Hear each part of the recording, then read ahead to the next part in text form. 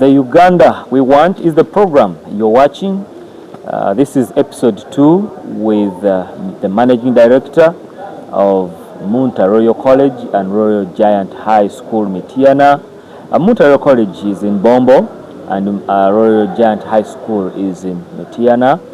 We're with Mr. Benon Ntambi. He's sharing with us the kind of Uganda that he envisions, and of course he's one of the leaders in the Buganda kingdom. The king of Uganda entrusted him with different responsibilities, and he's faithfully serving Buganda. At the same time, he's serving a nation, and also his community where he comes from. To me, that caught my attention and my heart, and I'm calling upon everyone who is in Kampala, who is in the US, who is in the UK, please, if you've got money, I won't say if you have got, you have money. That money you have, start up something in your community, in your area. It could be a school, could be a hospital, could be a shop actually. Just be a shop.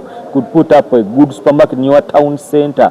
Eri Emanyi, Oberi, Bukunduguru. Those areas and serve your people through that. They will really love it. The way our director here, he has done it in Mityana, at the same time in Bulemezi, and even in Chadondo. So he's going to continue from where he stopped from last time. He talked about the general reform that we must actually, as a nation. One of them, he said, government, mulete policy ngegamba kuzi mtu wafa tumuzike kuwa mukaga ku weekend. Emikolo girere gya weekend yokka. Abantu abakola mu nnaku zino ttaano muleme kutononera budde. Public holiday bwejjanga eri mu nnaku za wiiki mugipushing if you can push it. If not, then mukireke kiyitewo. I think that caught my attention, and our leaders, I hope you're listening and you're gonna do something. Well, let me allow him to greet you briefly, and then we start from where we stopped last time. Director, you're welcome. So, yes, sir. I am very much humbled to be on this media, and I can't take it for granted. I thank the media for arranging even this kind of topic. It's a very big insight from the media programmers to have a talk on the Uganda we want to be. The Uganda we expect is a big Uganda. Once again, my name's Benon Ntambi. And the grace of God, I'm the director of Munta Royal College and Royal Giant High School. Mkulunga wabanyonyodde mpozi era ndi mukungu wa Ssaabasajja Kabaka. Naye n'ekira kissa kugambise omwana mulanzi ndi Rotarian. Anti mbadde ngamba mbadde tonnabagenda nagezezaako okubanga akireeta mu episode esooka naye twali twogera ku kirala. Twali twogera ku Rotary ekika ekirala. Ndi Rotarian era nze president wa Rotary Club y'e Lubaga. Kale obuweereza obwo obwannakyewa omanyi Rotary is for the people who have a heart of gold. People who pay money to serve. Omanyi gwe nzikirizibwa okubuuza ovaako ddi eriyo bifo nga tobabuuza ovaako ddi nedda yinza okubanga oyinza okubabuuza naye nga tebamanyi ddibe banaavaako naye okuwawe nti wa pulezidenti nga muteekambagala nnyo ebyammwe birungi nnyo so nekyo nakyo njagala abantu bakimanye nti obuweereza obwo nabwo mbulina naye tuzze wano okwogera ku issue ya Uganda. Uganda kyempya gye twagala. I was here in the previous episode and I explained that we have to start with mindset. We have to start with the change of character, with building character, change of behavior, and so on. The work ethic, you talked about the work ethic. Exactly. Giving us examples in Kenya, South Africa, and everywhere, how they do their work. You see, when you want to talk about the Uganda you want, you must compare it with other countries which are not in the extreme but slightly better. You can't say I want to be better when you can't say I want to be like so and so. So it is important to have a comparative note. I extracted some statistics about Kenya. Yes. Our very neighbor here, within the tropics, same circumstances, same color. Some of us speak even the same language. If you go to the borders, the language are the same. But you cross to Kenya, different thing. Tosanga yo kavera, tosangayo kaveera tekasala enguudo yonna nkule naye ng'oveera ebinya bikukubakuba. Their leadership is different. So if you think about the Uganda we want to see tomorrow, Yes. we must compare with our neighbors. I did some statistics and I carried them here. I'm going to read them. Yes. Uganda has a size of 241,000 square meters. No, square kilometers. 241,000 square kilometers. Kenya has a space of 646 square kilometers. But Uganda has 527 parliamentary members. And Kenya has 416. Ooh. To begin with, close to 100. To begin with, we are top of them 100. We are top of them 100. But also the mileage I've talked to you about. Yes. A big part of Uganda is water. So we don't expect roads there and so. The land area is 197,000 square kilometers. The land area of Uganda. The land area of Kenya is 569. Oh. More than 5 times more. 569,000 vis-a-vis 197. More than 3 times more. In size. But the same size is supervised by few parliamentarians. We have 416 members of parliament in Kenya. And we have 527 in the 12th parliament who sworn in recently. Each of those is paying its salary. Actually, they must make it to 207 and 29 actually. They must be. We are waiting for, there are 2 districts that haven't elected their members of parliament. Exactly. You need to make it the 529 MPs. Yes. Wow. So now we have 529 MPs in Uganda compared to 416 in a bigger Kenya. In a Kenya which is 2 times bigger in land area. Because the MPs do not necessarily supervise water. They supervise land. So to begin with, if we need to see the Uganda tomorrow, a better Uganda, we must copy. If we go further and look at the population of Kenya is 51.4 million. No, Uganda, 51.4 million. Yeah. In the latest population census. Kenya is 58.5 million. But smaller population. Still ahead of us. Smaller number of MPs. If you look at the average income per capita, abatuwuliriza eyo income per capita kitegeeza omuntu sente zafuna omwaka gwonna singa oddira sente zetufuna mu Uganda ina n'ozigabinyamu abantu betulina mu Uganda buli muntu aba afunyeko sente mmeka. The income per capita in Uganda is 1,476 US dollars. Milioni tubale 3,800 kubanga dola mbwerinnya milioni nnya kale milioni nnya omwaka mulamba nti buli munnayuganda ng'ofunye bali abafuna empitirivu n'abatafunira ddala n'ozigabanya ofuna average ya milioni nga nnya. That is Uganda. Kenya yekuusamu emirundi emeka? Bali mu milioni 12. Bali mu milioni edda seena yekuusamu emirundi 6. Bali mu milioni 15.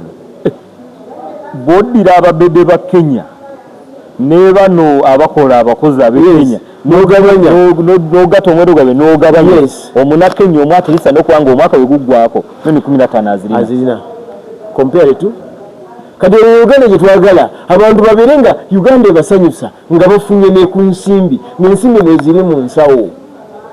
So the income per capita anti Kenya bakola ebyo bye tutayagala kukola okukendeeza omuwendo gw'ababaka. Nakugambye nti munnakenya omu akola emirimu gy'Abannayuganda 6 and that has been tested. So the work ethics ze twayogeddeko eri gye kitandikira.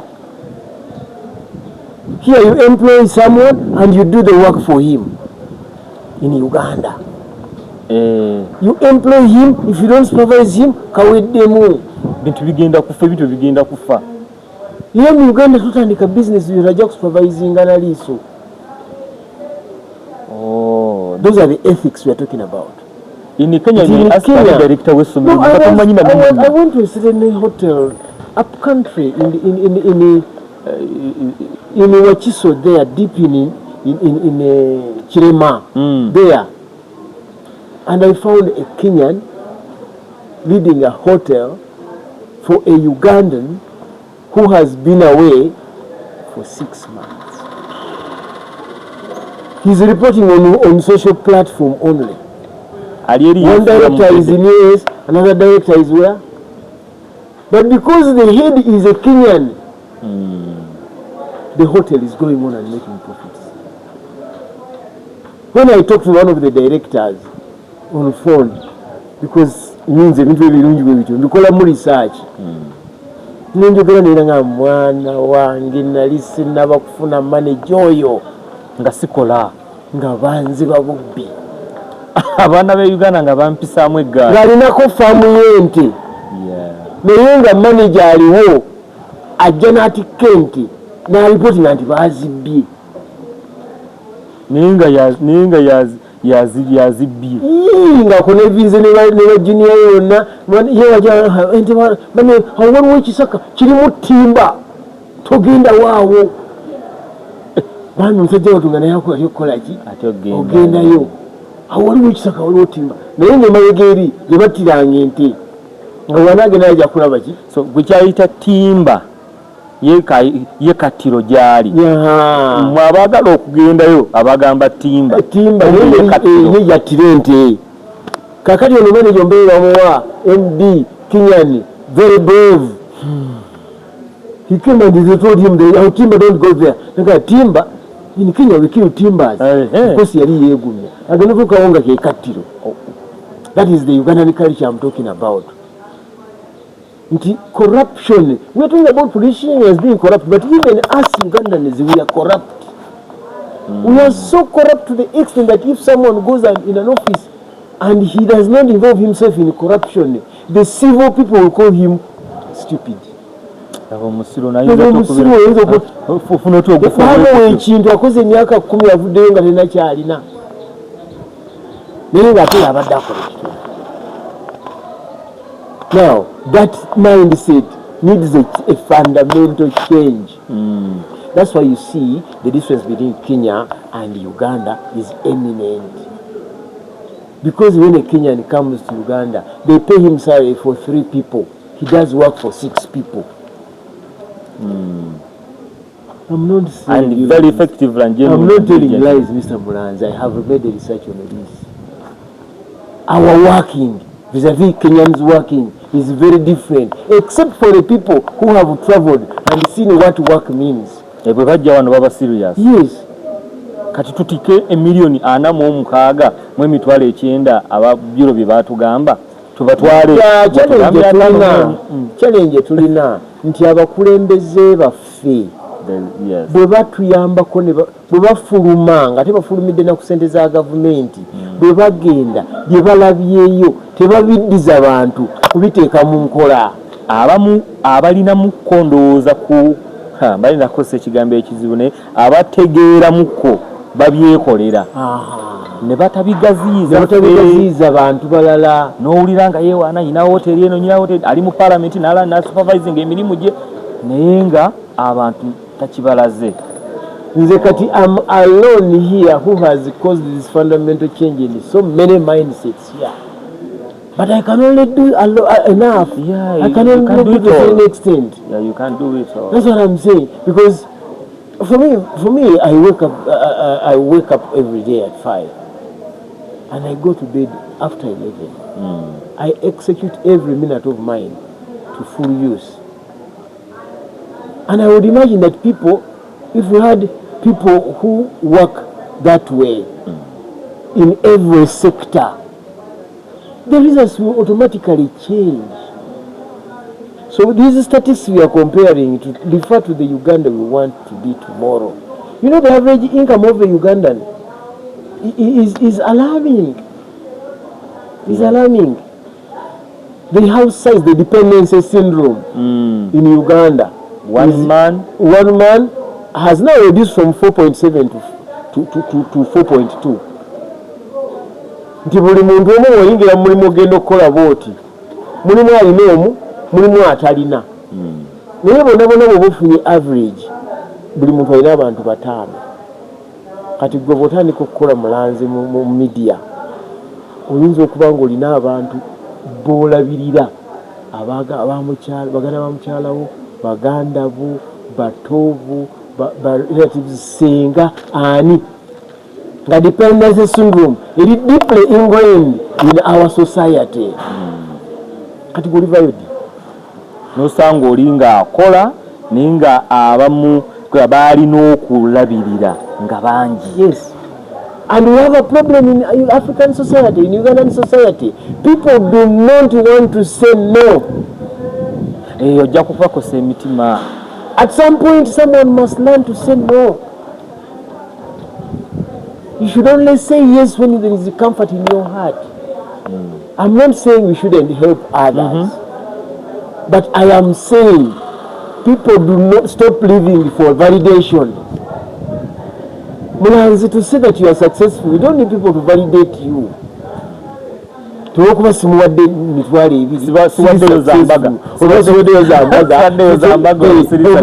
ogenda mukiro abantu ne beesika omusajja yazze n'emitwalo 10 ez'okuwayo function bona abadde bawaddeyo 5 nagamba oyo awaayo ati 5 zirikwayo 10 nange kamusuubiza akakadde endiza nazze wano oyogere gyendi nawe tetusika omuguwa nagamba nze sijja gendayo ku mbaga ziwo omulala yaba agenda nze sijja gendayo okitegeera nze sijja genda. Let's get money for this other person. Me, I will not go.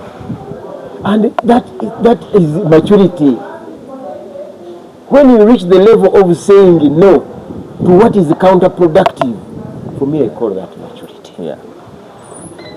When you stop, when someone comes and he tells you, I want you to lend me 10 million, 5 million, 1 million, you should be bold enough to ask him, Zaki. Oyagala Zaki, anzi okwayagala za kwanjula. Asobola okugamba nti mpola miliyoni 2 nga sincerely biliyoni ezo teziwe ziriddira. Ensonga lwaki wagenda mu banka okwewola bakusaba business plan. Kati gwe lwaki muganda wajja nagamba nti mpa ssente bwe ziti nga takuwadde kyagenda zikozesa. Because you see, if you want to be happy in a family unit, everyone has to be well off. So I don't have a problem in supporting some brother, some sister, some relative who is focused. So that next time we meet, the money we have supported with him has multiplied. So when we are talking about a genuine problem or issue to address as a family unit, bw'aleeta akakadde n'endeeta akakadde n'olinaaleeta akakadde n'olinaaleeta ataano ensonga ebiweddewo. Naye ate ne batunuulira ggwe direkita obwe 10 abaabutuwa watatu wa 10 n'owayo omukanga ne bagamba musajja mukoddo. No, validation. People should mature to the level of living, not to validation. No one has to validate you because no one knows what is in your bank account. No one knows how many bank loans you have. Who is going to come to pay for your bank loan in a bank ekutwala? But you see, we are talking here now. Back to the issue. What has Uganda have to do to change from the Uganda we are to get close to Kenya and Rwanda? Yeah. Otugambye abaka parliament bo tulwane tubakendeeze tuba bakugenda tuteekwa okukendeeza abaka ba parliament bananga babaka abalenze sagala mu bulw'emirimu naye mbabuulira bwe tuba twagala okukulaakulanya Uganda. There is a dire need to reduce so that we live by the standard statistics in the world. That means if we reduce on the number of the members of parliament, even the ministers should also reduce. When you see the budget assigned to one member of parliament, to one minister, to one office, you realize, look at this recent scuffle Yeah, sincerely. How many health units could have been built with that money which was swindled? And I really pat MK on the back because he was the one who began that overhaul of the speakership. I can no, we can't stand with this. And until you stand to the truth, even the Bible says it, when you know the truth will set you free. Yeah. Now, people in the parliament, people in the government out there should not look at me as the messenger. Look at the message. Many people are out there who cannot say these things. Yeah, when MK was starting it, people were like, aha, but now I pat him on the back. I wish I could go and shake his hand and say, thank you, MK. But if you are seeing me there, thank you, MK. This is a good start. But you should not stop here. Oh. You should dig deeper.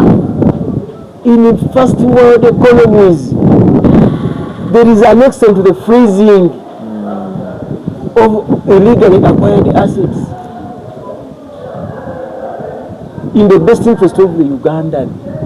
So if you want to see the Uganda, for all of the Ugandans, we must stretch the map to the next level. Yeah. On the side of the government director, I see, okay, you're saying when it comes to fighting corruption, we shouldn't stop on the recent incidents that we've witnessed through the efforts of the MK and the government. But they should do more than that. Now, how about now us? Abagiri obulungi kati federal inauba kakije tuli kubanga corruption free Uganda nsobira buli omwaje etaaga na Uganda atulaba ajetaaga government erina obuvunanyizibwa bunene era bungi olaba government kikakatako